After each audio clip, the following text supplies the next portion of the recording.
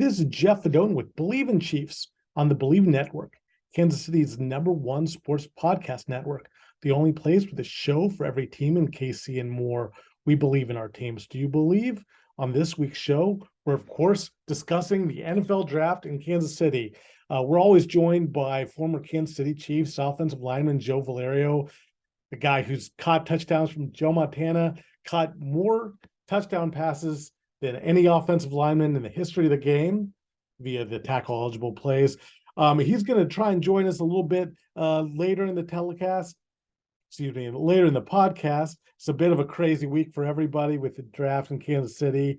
I'm going to be on the ground there in Kansas City, not only at the draft experience, but at the press conferences, which will be at the West End adjoining the Crown Center. So we'll have a lot from this. I've actually done a lot of reporting about the facility itself, and it's really interesting for all the fans out there who are going to try and go. It's going to be quite the event. It's literally the biggest draft space ever, 3.1 million square feet, and that's a million more than either the last two drafts in Cleveland and Las Vegas. So really exciting times. You're expecting estimates have about 300,000 people, could be more. It's kind of weather dependent. They also think that it's going to make initial estimates like 100 million for Kansas City, and it's really a boon for Kansas City. Not only does it promote the city, and it's really mostly profit because the NFL actually fits the bill for the actual infrastructure, and the infrastructure is really cool. Again, it's 3.1 million square feet. Not only the biggest kind of footprint, but also the biggest draft theater, which is going to be right in front of Union Station, which is really cool. Union Station, of course, known for those three main windows in front. Those are going to have TV screens. There's more TV screens at this draft than ever before. They've also got two like IMAX size screens that are going to be really cool for the first time ever. So more TV screens, biggest theater structure, most square footage. Man, this is going to be a really big event. Could reach 600,000 as a record. The Nashville, Tennessee draft in 2019. Then, of course, the pandemic hit. You had a virtual draft, and they've slowly been getting back. Cleveland hosted in 2021. Their numbers as far as attendance and also revenues generated weren't quite as big because they were just coming out of the pandemic. And then last year was in Las Vegas, a little different setup. There's a little bit more space here in Kansas City because they've incorporated not only Union Station, but the adjoining World War II Museum and Liberty Memorial there. A lot of dry numbers there, I know. But hey, this is from a guy who works at Forbes, obviously. But I know most of you guys just want to hear, rather than information about the draft setup, we're going to talk some. Brett Veach had some really fascinating things to say during his pre-draft press conference. So we'll get into that in 1 second. But first, betonline.ag is your #1 source for all your basketball info, stats, news, and scores. Get the latest odds and lines, including the latest player reports for this year's pro basketball playoffs. BetOnline is always your sports information headquarters this season, as we have you covered for all your sports wagering needs. Basketball, MLB, NHL, hockey, right to UFC and boxing.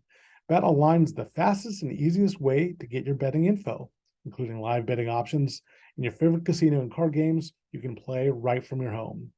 Head to the website today or use your mobile device. Head to the website today or use your mobile device to get in on the action.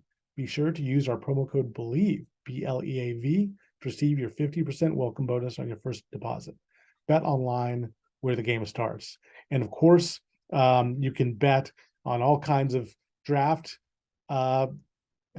props, all kinds of cool stuff. What will be interesting is if one thinks the Chiefs will draft where they should, where they're currently slotted at 31st overall. That's, again, normally the Super Bowl champion would pick at 32 overall, but the Dolphins forfeited a pick because of the whole Tom Brady tampering thing. So only 31 picks this year in the NFL draft. Brett Veach had a very revealing press conference for the draft. I was surprised these guys reveal so little. He was so candid. I was really surprised how much he was. Maybe it's because he has the ultimate job security. He even wore to this press conference. He wore a T-shirt of a drawing that his son had done. Usually these guys wear ties all the way tied up, very formal, or at least team attire. But when you've won 2 Super Bowls and been to so many consecutive, been to 5 consecutive AFC Championship games, I guess your job security is pretty good, and so it could be very revealing. And one of the things that he was asked about, if you're trying to, going back to our sponsor at Bet Online, you're trying to prognosticate what they're going to do. There was some joking previously in the past year that Clark Hunt wouldn't allow the Chiefs to trade out of the first round, which they've done frequently in the Brett Veach era. But he said no. Maybe this was some gamesmanship. He said no, that's very much on the table. In fact, Veach said fans might like that because it would make Friday, day 2 of the draft, with the second and third rounds even more exciting. But what I found was really interesting is he talked about what the Chiefs front office is doing this week. And a lot of it is spent calling the other teams that are about maybe 10 to 12 selections away to get a sense of what they want to do. They don't mention specific names, but that way they just know, okay, this team ahead of us wants to trade back. This team ahead of us wants to stand pat. This team ahead of us wants to move up. And a lot of it is what they're doing is they're trying to find out what chart they're using. Jimmy Johnson was one of the ones who, he was so great at handling the draft.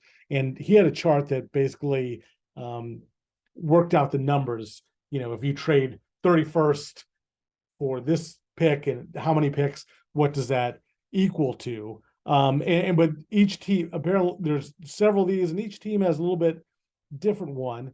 So that's one of the important things, is just calling around to see what kind of chart they're using, so they get a sense of what kind of compensation they'll need and who wants to move up or who moves down. Now, when making these phone calls, though, Brett Veach said he doesn't actually have to name which prospect they're going after. So it's pretty cool that they can do that. But again, they don't have to reveal everything. They just get a sense of where teams are at. He also talked about, I thought this was fascinating, the Chiefs front office and other teams, I'm sure, are the same way, look at mock drafts. It helps get an idea of what other teams are doing. So it's funny. I always thought that was just for, the fans out there, but the Chiefs look at them. But again, this week is really spent kind of, they've already pretty much got their board in place. They're just seeing where other teams are at, to give you a sense that this is actually, most of the work has been done already. I'm actually supposed to talk to Andy Reid. I'm very excited about this, a one-on-one interview on Wednesday afternoon. And obviously that's not something that he would make available if they were super busy, as you might think, the day before the draft. But much of the work has been done.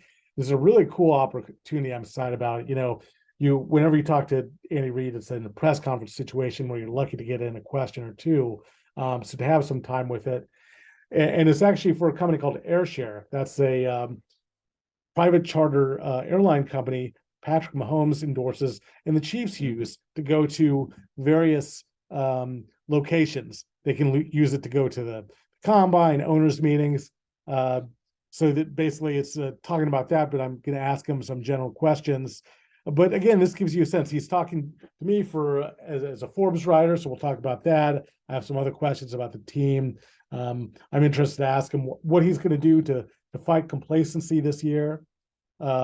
after, last year they had such a chip on their shoulder, whether, I think a lot of it was kind of imagined. Most people would never consider a Pat Mahomes led team an underdog, but with all the buildup from the AFC West teams, the other AFC West teams, they embrace this as a motivating factor throughout the year. So how, now that they've been so successful, 2 Super Bowl wins in 4 years and 3 Super Bowl appearances total, how do they stay motivated? I'm also curious if Andy Reid, now that he's able to reflect on things a little bit, what he thinks of that Super Bowl win. It's like you couldn't have scripted it any better. Him going against the Eagles, his former team, and also, the whole Kelsey, the Kelseys facing off each other, who both of them played with Andy Reid. So I'm hopeful that he can expound a little bit on that. Another thing I wanted to talk about with Brett Veach that he was really interesting on was he said that, like, he talked about the pre-draft visits, and often he said there's a couple of reasons for these pre-draft visits. They either use it on guys who weren't at the combine, and because the combine again started as a place to just get all the medical information, so they usually use it for guys who weren't at the combine, but they still kind of like, so that the Chiefs doctors can look at them, or they use it mainly for guys whose tape they really love, but for some reason their workouts or their interview at the combine didn't just quite live up to that. And I couldn't believe that Brett Veach was actually willing to give an example of this. Jalen Watson, the cornerback, they loved the tape on him, but he didn't do well at the combine as well as they thought. Now, Veach didn't specify whether this was workout related or interview related. But the Chiefs brought him in a second time, loved him, obviously. And he was so good as a rookie. He's one of the real bright spots. It's interesting, actually, to see what the Chiefs do.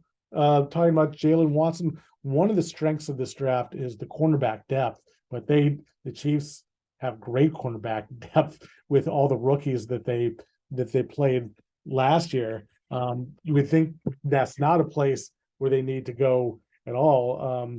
They did lose at the safety position. They did lose Juan Thornhill, but he was just, he was up and down, had some injuries, and Brian Cook seems poised to take his place. And they also added Mike Edwards, who they really liked, and they had some connections on the coaching staff. The former linebacker coach had a college connection with him.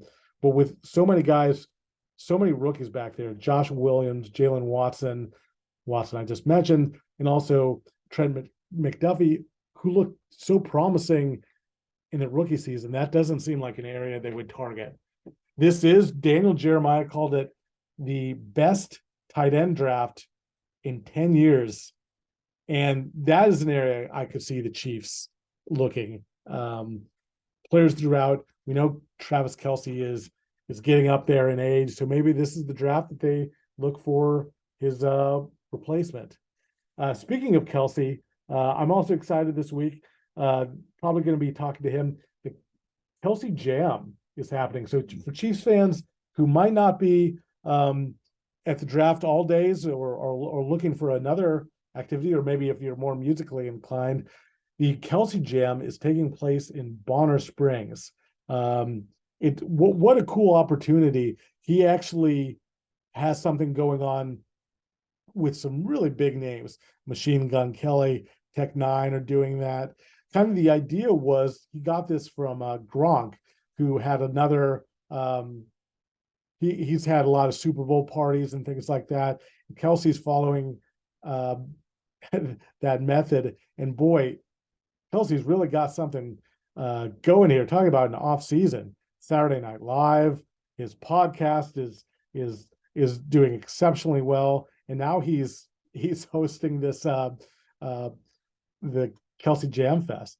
So really cool that he's doing all this. And again, what I'm curious to see is he's so focused on his craft and stuff. You do worry a little bit about, I know this is the off season, but you do worry about his focus a little bit with all of this. But it's very cool what he's doing, that he was able to organize this, and they see this as something that is going to continue to have Kelsey jams at NFL tentpole events, either like the draft, not just even when it's not in Kansas City, or maybe at the Super Bowl. Of course, the Chiefs hope to be playing in it. If that's the case, there won't be a Kelsey jam, but look for more of it's almost sold out already as of 2 days before. So look for even more events, more Kelsey jams. If you can't make this one, you might have to go out of town. But if you can't make this one at the Azura Amphitheater, there will be other ones probably attend. One of the neat things about draft week, not only am I looking forward to just the draft experience, interviewing some of the prospects, and seeing Union Station, which looks really cool. I'm sure you'll see more. There's already social media components. I mentioned all the TV screens. The three main windows look really cool. That's kind of what Union Station's known for. And there's like little TV screens on them. So very cool stuff. But also there's so many cool events. It's really the NFL capital of the world for the week. And, I've spoken to city officials at the Sports Commission who said this is really the biggest event in Kansas City sports history. Might change with the World Cup. So very cool event, but there's stuff going on all week. I'm actually going to talk to Isaiah Pacheco on Thursday before the draft. He and Derek Johnson, the former linebacker, are meeting with the veterans on behalf of USAA. They're having Joe's barbecue with them and doing a little chalk talk. So I'm going to ask him about that experience, and also, to find out what he's doing this off season. This will all be in Forbes.com to check out, and of course, I'll talk about it here on the pod. So, it's really the center of the football universe for this week. All kinds of people descending there, and again, we expect more than, the ballpark number is about 300,000. I'm curious for anyone who's attending the draft. I've gone twice before when it was in Chicago. Before that, it was always in New York. In Chicago, how it was that when you're actually at the draft theater, you couldn't actually watch the draft itself. They had just footage, like highlight footage in between the picks. So I didn't think it was the best event to attend as a fan, to actually watch the draft. I think I don't know if it's going to change for this one. It'll be interesting to see. I do think what's a real perk is the NFL experience. I think that's what you want to watch. A lot of it's the same thing they kind of have at the Super Bowl, and nobody can put on an event like the NFL for all its warts and all its issues. They really know how to put on a party, and or I should say more an event. All the things are like interactive events. You can do things like the pros. They'll have all these things where your 40 time. You can put on pads. You can throw a football through. You can run through a gauntlet. All these kind of like actual football drills. It's really cool. So that's the part I would encourage fans to go to. Parking is going to be hard to come by. I'm already trying to plan my route, but they do have a lot of options there. I would go to visitgayc.com to check all this out for any fans going to the game, going to the event. And again, I'm pretty confident with what the Chiefs are going to do with Brett Veach at the helm. I think we all know that the two major holes right now, wide receiver and offensive line, getting a right tackle. We think that Juwan Taylor is probably going to play left tackle.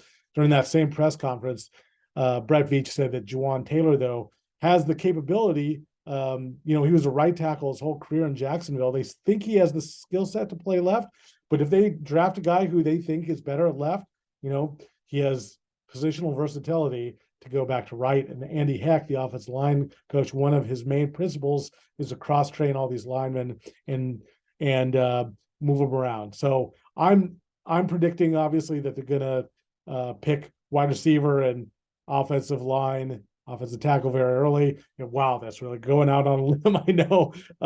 Daniel Jeremiah also thought that would the NFL Network draft analysts said that would be what his prediction would be for early on in the first few rounds. Again, I don't think the Chiefs are going to trade out of the first round. I think there is a little bit of pressure with this so much of an event in Kansas City for the Chiefs to have that pick in the first round, but I could definitely see them trading up. Especially the Chiefs don't really have many needs. What are they going to do with last year? They had so many spots to fill. We talked about the secondary. We talked about receivers. This year there's such a complete team. I can't see them trading out of the first round. So it's going to be interesting to see here. But I'm going to go out on a limb and say they actually do pick the first round, and I think they take a receiver early on. I think in the first round it's going to be a wide receiver, which of course means if you're bet online, don't pick a wide receiver because that's what I said. It's totally going to be wrong.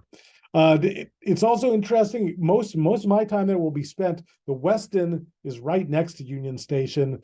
That's where all the interviews are. That's where the media workroom is. There's going to be 17 prospects right now are slated to be there. So a lot of the guys, Bryce Young, the prohibitive favorite, he'll be there. But a lot of the guys, past that 17 won't be there. So it'll be interesting to see which guys are. The guy I have earmarked to interview that I'm prepared to kind of write a story on along with what the Chiefs do, Jalen Carter. Very curious. A lot of people think he's the best talent in the draft, but he had a poor workout. He didn't even finish his pro day. And of course, the very pressing character issues. He was involved in that drag racing incident that actually led to a death of another Georgia player. So how far does he drop? Does he drop at all? The Seahawks have been rumored to be interested, or do they go quarterback? This might be, they signed Geno Smith to a big deal, to an expensive deal, but if Anthony Richardson is available, I could see that too. So anyhow, Jalen Carter is there. I'm very curious to hear what he says, how he addresses these character flaws. So a very exciting week here. Guys, sorry Joe didn't make it, but we're going to be back here to break it all down. I'm going to share all my anecdotes, what I've seen at the draft and draft experience and the interviews with all the players getting drafted and those interviews that I mentioned, Andy Reid, Isaiah Pacheco, and Travis Kelce. So thank you so much for joining us. And if you enjoy the show presented by Bet Online, please subscribe. We're available on your favorite directories, iTunes, Spotify, Google Play, Stitcher, Luminary, and TuneIn. Thanks for listening, and we'll be back next week.